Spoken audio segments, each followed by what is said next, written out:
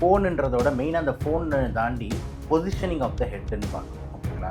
இப்போ கழுத்தை வந்து நம்ம எந்த அளவுக்கு ஸ்ட்ரெயின் பண்ணுறோம் அப்படின்றத பொறுத்து தான் அந்த பிரச்சனை. அவங்க சொல்லக்கூடிய பிரச்சனை வந்து கிளியராக வந்து பார்த்திங்கன்னா வந்து இந்த சர்வைக்கல் ரூட் கம்ப்ரெஷன்னு சொல்லுவாங்க. அவங்களே சொல்லியிருப்பாங்க, இதே பொசிஷனில் தான் உட்காந்துக்கிட்டு கிட்டத்தட்ட 6 மணி நேரமாக கேம் ஆடிக்கிட்டு இருப்பேன், ஃபோன் விளையாடிக்கிட்டு இருப்பேன். அப்புறம் தான் திடீர்னு பார்த்தா எனக்கு இந்த இடத்துல வந்து ஒரு பெயின் ஆரம்பிச்சது. அதுக்கப்புறம் கொஞ்சம் சென்ஸ் இல்லை. அப்புறம் எனக்கு ரொம்ப பெயின் தாங்க முடியல, ரொம்ப அதிகமாச்சு. அப்புறம் டாக்டரை போய் பார்த்தா எம்ஆர்ஐ எடுத்து ஆப்ரேஷன் பண்ணணும்னு சொன்னார். அவங்களே அழகாக சொல்லியிருக்காங்க. ஸோ அதுதான் மெயின் ரீசன். இப்போ இருக்கிற ஜென்சி கிட்ஸுக்கு இந்த பிரச்சனைகள் இன்னும் அதிகமாக வரும்ன்றதுல எந்த மாற்று கருத்தும் இல்லை. ஃபோன் இப்படி வச்சு பார்க்கும்போது நேராக இப்படி வச்சு நம்ம பார்க்க மாட்டோம். கொஞ்சம் கம்ஃபர்டபுளாக இருக்கிறதுக்கு என்ன பண்ணுவோம்னா 1-2 தலகாணியை எக்ஸ்ட்ரா எடுத்து வச்சு, அப்போ நீங்கள் அதை ஃபோன் பார்க்கணுன்னு உங்கள் நெக்கை நீங்கள் இப்படி வளைக்கணும். உங்கள் நெக்கு அப்போ தான் வந்துட்டு இப்படி ஆகும். அப்போ இங்கே என்ன ஆகுதுன்னா நீங்கள் நல்லா வளைக்கிறீங்க. சில பேர் லேட் நைட்டு 1-2 வரைக்கும் கூட கேம் ஆடுறது, ஃபோன் விளையாடுறது இப்படின்னு போகும்போது அப்போக்கு இந்த சர்வைக்கல் ரூட் கம்ப்ரெஷனுக்கு வாய்ப்பு அதிகம். ஏன்னா வந்து நீங்கள் அந்த இடத்த வந்து ரொம்ப டேமேஜ் பண்ணுவீங்க. அலாரம் சைன் என்னும் போது நம்ம ஆக்சுவலாக வந்து ஸ்டார்டிங் ஸ்டேஜில் விட்டுறது தான் தவிர வந்து இப்படி பண்ணுறோம், இந்த மூமெண்ட் எல்லாமே ஃப்ரீயாக இருக்கான்னு பார்க்கணும். இதில் ஏதாவது ஒரு மூமெண்ட் பண்ணும்போது உங்களுக்கு இழுக்குது அப்படின்னா உங்களுக்கு ஃபஸ்ட்டு இந்த மசில்ஸ்லாம் டைட் ஆக ஆரம்பிச்சிருக்கும். அந்த டைட்னஸ்ன்றதே நம்ம இக்னோர் பண்ணக்கூடாது. இதெல்லாம் ஒரு நாள் நோயே கிடையாது. இதெல்லாம் பல வருஷங்கமாக அப்படியே ஸ்லோவாக பில்டப் ஆகி பைல் ஆகும். ஸ்டார்டிங்கே வந்துட்டு இதுக்கெலாம் வந்து நம்மளுக்கு ஃப்ளெக்சிபிலிட்டி ரொம்ப முக்கியம் போது எக்ஸசைஸை யாரும் தடுக்கக்கூடாது.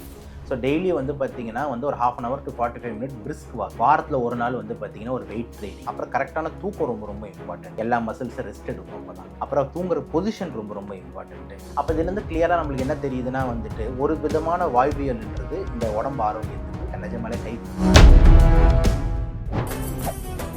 மெரிபா paneer soda, I trust Meriba. Aachi masala, எந்த சமையலும் ருசி தேடும் ரகசியம் 20 ரூபாய். ரிஃப்ளெக்ட் நேயர்களுக்கு வணக்கம். நம்ம யார் இருக்காங்கன்னு பார்த்தீங்கன்னா சென்னையோட famous pulmonologist doctor Sabarinathan sir இருக்கார். வணக்கம் சார். வணக்கம் சார். சகிலா மேம்க்கு வந்து பார்த்தீங்கன்னா கழுத்தில் ஆப்ரேஷன் பண்ணியிருக்காங்க. அவங்க சொன்ன ரீசன் வந்து பார்த்தீங்கன்னா கண்டினியூஸாக ஃபோன் யூஸ் பண்ணிட்டு இருந்தேன், அதனால் வந்து எனக்கு இந்த மாதிரி ஆயிருக்கு, யாரும் ஃபோன் யூஸ் பண்ணாதீங்க அப்படின்னு சொல்லியிருக்காங்க.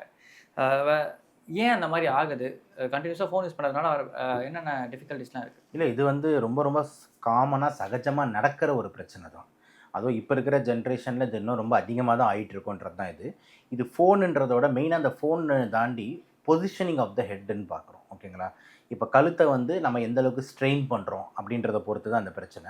அவங்க சொல்லக்கூடிய பிரச்சனை வந்து கிளியராக வந்து பார்த்திங்கன்னா வந்து இந்த சர்வைக்கல் ரூட் கம்ப்ரெஷன்னு சொல்லுவாங்க, இல்லை டிஸ்க் ப்ரொலாக்ஸ்ன்னு சொல்லலாம். Cervical disc bulge, cervical disc prolapse. சிம்பிளாக மக்களுக்கு புரிகிற மாதிரி சொல்லணும்னா நம்ம மூளை இருக்குது, மூளையிலேருந்து வந்து பார்த்திங்கன்னா முதுகு தண்டில் வந்துட்டு ஒரு முக்கியமான நரம்பு மண்டலம் போகும். ஓகேங்களா? ஸோ அந்த நரம்பு மண்டலம் தான் அந்த மெடுலாலேருந்து கீழே அப்படியே இறங்கி வரும். அதுதான் ஸ்பைனல் கார்டு அப்படின்ற மாதிரி சொல்லுவாங்க.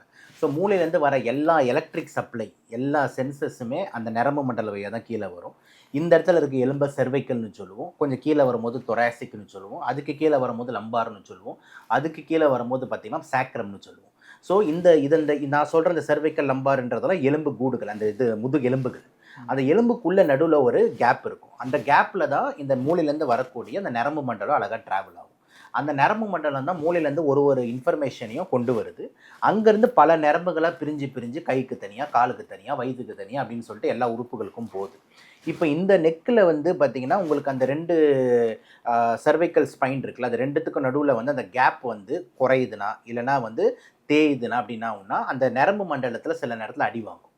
அப்போ அந்த நரம்பு மண்டலத்தில் போய் ஏதாவது டச் ஆச்சுன்னா ஒரு ஷார்ட் சர்க்யூட் மாதிரி ஏற்படும்.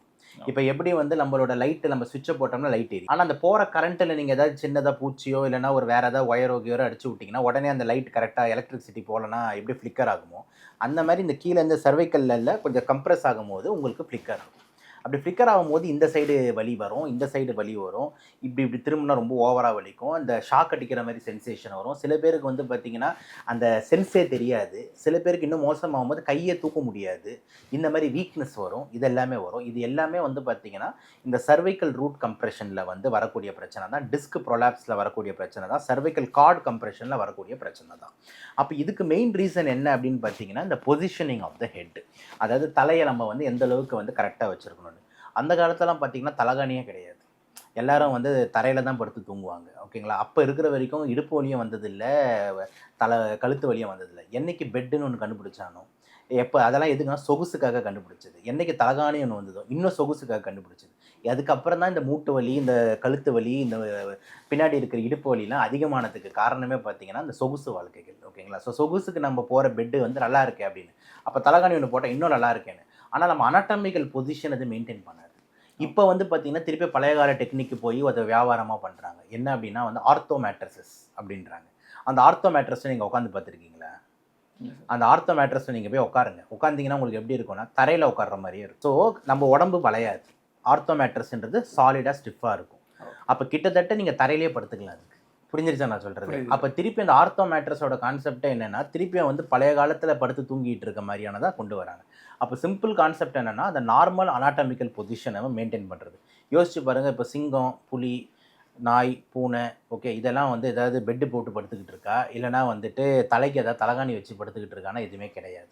ஸோ இந்த மாதிரி வந்து படுக்கிறதுல ஏற்படுற பிரச்சனைகள், இப்போ படுக்கிறதுல ஏற்படுற பிரச்சனைகள் வந்து தலகாணியை தாண்டி இப்போ என்ன ஆயிடுச்சுன்னா அதிகமான தலகாணி வைக்கிற மாதிரி ஆயிடுச்சு. ஏன் சிம்பிளாக சொல்லணும்? ஆமாம், அது ஒன்று. இன்னொன்று என்ன அப்படின்னு பார்த்தீங்கன்னா நம்ம எல்லாரும் இப்படி படுத்துக்கிட்டு தூங்குறதுக்கு போகல, ஃபோன் பார்க்குறதுக்கு போகிறோம். கரெக்டுங்களா? இப்போ ஷக்கிலா மேடம் அதுதான் அந்த மேட்ரு. ஸோ அந்த ஃபோன் இப்படி வச்சு பார்க்கும்போது நேராக இப்படி வச்சு நம்ம பார்க்க மாட்டோம். கொஞ்சம் கம்ஃபர்டபுளாக இருக்கிறதுக்கு என்ன பண்ணுவோம்னா 1-2 தலகாணி எக்ஸ்ட்ரா எடுத்து வச்சுப்போம். ஒரு 45 டிகிரி பண்ணுவோம். அப்போ என்ன ஆகுதுன்னா உங்கள் நெக்கு, உங்கள் பாடி இப்படி இருக்குது, உங்கள் நெக் இப்படி இருக்குன்னா ஸ்ட்ரைட்டாக இருக்காது. அப்போ நீங்கள் அதை ஃபோன் பார்க்கணுன்னு உங்கள் நெக்கை நீங்கள் இப்படி வளைக்கணும். அப்போ வளைக்கிறதுக்கு என்ன பண்ணுவீங்கன்னா கீழே 2-3 பில்லோவை சொருவீங்க. சொருவி இப்படி படுக்கும்போது உங்கள் நெக்கு அப்போ தான் வந்துட்டு இப்படி ஆகும். புரியுதா நான் சொல்கிறது? அப்போ தான் நீங்கள் ஃபோன் நல்லா பார்க்க முடியும். படுத்துன்னு யோசிச்சு பாருங்கள், இப்படி பண்ணால் தான் பார்க்க முடியும். கரெக்டாக? அப்போ இங்கே என்ன ஆகுதுன்னா நீங்கள் நல்லா வளைக்கிறீங்க. அப்போ அந்த ஸ்ட்ரெயின் வந்து இங்கே ஏற்பட்டுக்கிட்டே இருக்குது. இது ஒரு நாள்லாம் உங்கள் பாடி அட்ஜஸ்ட் பண்ணிக்கும். ஆனால் தினம் 2 மணி நேரம், 3 மணி நேரம், நைட்டு 10 மணி 9 மணிக்கு, இப்போ சில பேர்லாம் வேலை முடிச்சோன்னா சாயங்காலத்துலேருந்து ஆரம்பிச்சிருவாங்க. ஓகேங்களா? 7-8 மணிலேருந்தே டின்னர் சாப்பிட்டு போய் படுத்தாங்கன்னா அந்த ஃபோன் நோண்டிக்கிட்டே அப்படியே 11 வரைக்கும் போகும். சில பேர் லேட் நைட்டு 1-2 வரைக்கும் கூட கேம் ஆடுறது, ஃபோன் விளையாடுறது இப்படின்னு போகும்போது அப்போக்கு இந்த சர்வைக்கல் ரூட் கம்ப்ரெஷனுக்கு வாய்ப்பு அதிகம். ஏன்னா வந்து நீங்கள் அந்த இடத்த வந்து ரொம்ப டேமேஜ் பண்ணுறீங்க. சரி, காலையிலையாவது எல்லாரும் வந்துட்டு உழைப்பாளியாக ஒர்க் பண்ணுறாங்கன்னா அதுவும் கிடையாது. இப்போ இருக்கிற ஒர்க் எல்லாமே லேப்டாப் டிபெண்ட் பண்ணியிருக்கு. இப்போ இருக்கிற ஒர்க் எல்லாமே சிஸ்டம் டிபெண்ட் பண்ணியிருக்கு, டெக்னாலஜி டிபெண்ட் பண்ணியிருக்கு. அப்போ நிறைய பேர் வந்து பார்த்திங்கன்னா ஒர்க்ஸ் எல்லாமே இதை டிபெண்ட் பண்ணியிருக்கிறதுனால அப்போ கம்பெனிலே உட்காந்துக்கிட்டு இப்படியே உட்காந்துக்கிட்டு இருக்கிறது, பார்த்துக்கிட்டு இருக்கிறது, கண்ணாடி இப்படி போட்டுக்கிட்டு அடிச்சுக்கிட்டு இருக்கிறது நம்ம வந்து திருப்பி ஒரு நெக்ஸ்ட் ட்ரெயின். இப்போ வந்து மாணவர்களுக்கு கூட வந்து கிளாஸ் ரூம்ஸில் சாக் அண்ட் டாக் இருக்கும். இப்போ எல்லாமே பார்த்திங்கன்னா கம்ப்யூட்டர் பேஸ்ட் ஆகிடுச்சு. அப்போ வாட்ஸ்அப்பில் எல்லாம் வந்துடுது. இப்போ ஏஐ டெக்னாலஜி அதிகமாகிட்டு இருக்கணும் போது இப்போ எல்லாருமே ஸ்க்ரீன் பார்க்குற டைம் இன்க்ரீஸ் ஆகுது. அப்போ ஸ்க்ரீன் பார்க்கும்போது இப்படி ஆகிடுது நம்ம கழுத்து. அப்போ ஒரு ஸ்ட்ரெயின். தூங்கும் போதாவது ஒழுங்காக தூங்கணும். அப்போ வந்து பார்த்திங்கன்னா வந்து ஃபோன் பார்க்குறேன்ட்டு அப்போ ஒரு ஸ்ட்ரெயின். 3வது வந்து பார்த்திங்கன்னா வந்து படுக்கிற பெட்ஷீட்டு, நம்ம பெட்டு, பில்லோ வந்து நல்லாயிருக்கும். அந்த பெட்டு பில்லோவும் சொகுசு பெட்டுன்ற மாதிரி ஆகி எக்ஸ்ட்ரா பில்லோலாம் போட்டுக்கிட்டு இன்னொரு ஸ்ட்ரெயின். அப்போது நீங்கள் பண்ணுற எல்லாமே அனாட்டமிக்கலாக, அதாவது பார்த்திங்கன்னா உங்களோட பொசிஷனை ரொம்ப ஸ்ட்ரெயின் பண்ணுது, மாற்றுதுன்னும் போது ஆட்டோமேட்டிக்காக நரம்பு தேய்மானம், நரம்பு அடி வாங்குறது நடக்க தானே செய்யும். இதுதான் வந்துட்டு முக்கியமான காரணமாக நம்ம பார்க்குறோம். இவங்களுக்கு இப்போ ஏஜ் ஃபேக்டர். இப்போ ஜென்சியை வந்து இப்போ நீங்கள் டிஸ்கஸ் பண்ண பல விஷயங்கள் எப்படின்னா ஜென்சி ரெகுலராக பண்ணுற ஸ்கூல் பசங்கள்லேருந்து காலேஜ் போகிறவங்க, வேலைக்கு போகிறவங்க, ரெகுலராக வீட்டில் இருக்க ஹவுஸ் ஒய்ஃப் ஆகட்டும் எல்லாருமே பண்ணுற விஷயங்கள். அப்போ லாங் டேர்மில் இவங்களுக்கும் எல்லாருக்குமே இந்த பிரச்சனைகள் வரும். கண்டிப்பாக வரும். 100க்கு 100 வரும். இப்போவே நிறைய கேஸ் வந்துட்டு தான் இருக்குது. ஓகேங்களா? நிறையா வார்த்தோ ஃப்ரெண்ட்ஸ்லாம் இருக்காங்க. ஏகப்பட்ட பேர் சொல்கிறது என்னென்னா நிறைய பேருக்கு இந்த ஹிப்பு லம்பார் ஸ்பைன் அடி வாங்குது. ஓகேங்களா? வண்டியில் போகிறது மெயினாக வந்து இந்த கம்ப்யூட்டர் டெஸ்கில் உட்காந்துக்கிட்டே இருக்கிறதுனால இந்த இடுப்பு வலி. அதனால தான் நிறைய பேருக்கு இந்த பேக் ரெஸ்ட்னு தரோம். பேக் ரெஸ்ட் தந்தோன்னே இந்த ஹிப்பு கொஞ்சம் இப்படி ஸ்ட்ரைட்டன் ஆகும், அந்த ஸ்பைனோட கர்வ் மெயின்டைன் ஆகும். இந்த மாதிரிலாம் வந்து ஒன்று போட்டுட்டு உட்காருங்க அப்படின்றாங்க. லம்பார் பெல்ட் போட்டுட்டு உட்காருங்கன்றாங்க. இங்கே பெயின் வந்துடுது, அதுக்கு செர்வைக்கல் காலர் போட்டு உட்காருங்கன்றாங்க. ஸோ அதனால் இப்போ இருக்கிற காலகட்டத்திலே வந்து பார்த்திங்கன்னா இந்த கேசஸ் ரொம்ப அதிகமாக தான் ஆகிட்டு இருக்குது. இப்போ மேடம்க்கு வந்ததும் எனக்கு தெரிஞ்சு ஏஜ் ஃபேக்டர்னால கிடையாது. இவங்களுக்கு வந்ததும் வந்து பார்த்திங்கன்னா முழுக்க காரணம் வந்துட்டு இந்த தவறுதலான பொசிஷனிங்னால தான். அது அவங்களே நீங்கள் அனுப்பிச்சு அந்த நம்ம அவங்க வீடியோவை பார்த்துருந்தோம், அதுலேயே அவங்களே சொல்லியிருப்பாங்க. நான் இதே பொசிஷனில் தான் உட்காந்துக்கிட்டு கிட்டத்தட்ட 6 மணி நேரமாக கேம் ஆடிக்கிட்டு இருப்பேன், ஃபோன் விளையாடிக்கிட்டு இருப்பேன். அப்புறம் தான் திடீர்னு பார்த்தா எனக்கு இந்த இடத்துல வந்து ஒரு பெயின் ஆரம்பிச்சிது. அதுக்கப்புறம் கொஞ்சம் சென்ஸ் இல்லை. அப்புறம் எனக்கு ரொம்ப பெயின் தாங்க முடியல, ரொம்ப அதிகமாச்சு. அப்புறம் டாக்டரை போய் பார்த்தா எம்ஆர்ஐ எடுத்துட்டு ஆப்ரேஷன் பண்ணணும்னு சொன்னாருன்னு அவங்களே அழகாக சொல்லியிருப்பாங்க.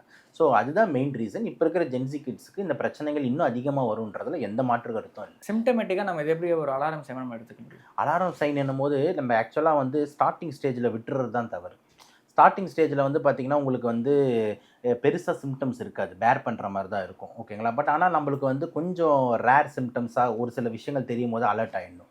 எக்ஸாம்பிள் என்ன அப்படின்னா வந்து பார்த்திங்கன்னா கொஞ்சம் இந்த நெக்கு வந்து இப்படி பண்ணுறோம், இந்த மூமெண்ட் எல்லாமே ஃப்ரீயாக இருக்கான்னு பார்க்கணும். இதில் ஏதாவது ஒரு மூமெண்ட் பண்ணும்போது உங்களுக்கு இழுக்குது அப்படின்னா உங்களுக்கு ஃபஸ்ட்டு இந்த மசில்ஸ்லாம் ஸ்பேசம் ஆக ஆரம்பிச்சிருச்சு, அதாவது டைட் ஆக ஆரம்பிச்சிருச்சுன்னு அர்த்தம். அந்த டைட்னஸ்ன்றதே நம்ம இக்னோர் பண்ணக்கூடாது. புரியுதா நான் சொல்லுறது? ஸோ அந்த பாடியோட ஃப்ளெக்சிபிலிட்டி ஃபஸ்ட்டு எந்த மூவ்மெண்ட் பண்ணாலும் நம்மளுக்கு நெக் பெயின் வரல, இல்லை எல்லாமே கரெக்டாக இருக்குல்ல அப்படின்றது தான் ஃபஸ்ட்டு. அதேமாதிரி கையை நம்ம கீழே குனியறது, தூக்குறது, ரொட்டேஷன் எதை பண்ணாலுமே கரெக்டாக இருக்கா. அப்போ அது பண்ணும்போது தான் நம்மளுக்கு ஏர்லியாக பிக்கப் பண்ண முடியும். அது பண்ணும்போது நிறைய பேருக்கு வந்து பார்த்தீங்கன்னா சில பேர் இவ்வளோ தான் திருப்ப முடியும்னுவாங்க, அதுக்கு மேலே திருப்பினா போக மாட்டேது, கொஞ்சம் வலிக்குதுன்னுவாங்க. இதெல்லாம் ஸ்டார்டிங் சைன். இதெல்லாம் இக்னோர் பண்ணி அப்படியே ஓட்டி ஓட்டி ஓட்டி ஓட்டி ஓட்டி இப்போ நிறைய பேர் இப்படி திரும்ப முடியல ரொம்ப என்ன பண்ணுவாங்க, ஆளே திரும்பிப்பாங்க, சொல்லுப்பா அப்படின்னுருவாங்க. புரியுதா நம்ம சொல்கிறது? இப்போ நம்ம எனக்கு வந்து சொல்லுங்கள் அப்படின்னு சொல்கிறோம்ல, அவங்க வந்து அதை அட்ஜஸ்ட் பண்ணுறதுக்கும் ஆளே திரும்பி சொல்லுப்பான்னிடுவாங்க. ஸோ அவங்க அந்த கழுத்து வலியை இக்னோர் பண்ணுறாங்க. அப்படியே அடுத்தடுத்த ஸ்டேஜுக்கு போக போக என்ன ஆகும்னா தான் அப்புறம் வந்து உங்களுக்கு அந்த ஷாக் அடிக்கிற சென்சேஷன் ஆரம்பிக்கும். அந்த ஒரு மாதிரி இழுக்கிற மாதிரி இருக்கு, தூங்கும் போதெல்லாம் கிரு கிரு இருந்த அப்படின்னா அப்புறம் அந்த கழுத்து எப்படி பண்ணுறது, இப்படி பண்ணுறது, இந்த வேலைலாம் ஆரம்பிக்கும். இது கொஞ்ச நாள் ஓடும். இதெல்லாம் ஒரு நாள் நோயே கிடையாது, இதெல்லாம் பல வருஷங்கமாக அப்படியே ஸ்லோவாக பில்டப் ஆகி பைலாக வருது. அந்த ஸ்டேஜை இக்னோர் பண்ணதுக்கு அப்புறம் தான் பார்த்தீங்கன்னா வலி வந்து அதிகமாக ஆரம்பிக்கும். வலி தெரிய ஆரம்பிச்சிருச்சுன்னா உங்களோட நரம்பு ரூட் அடி வாங்குதுன்னு இருக்கும்.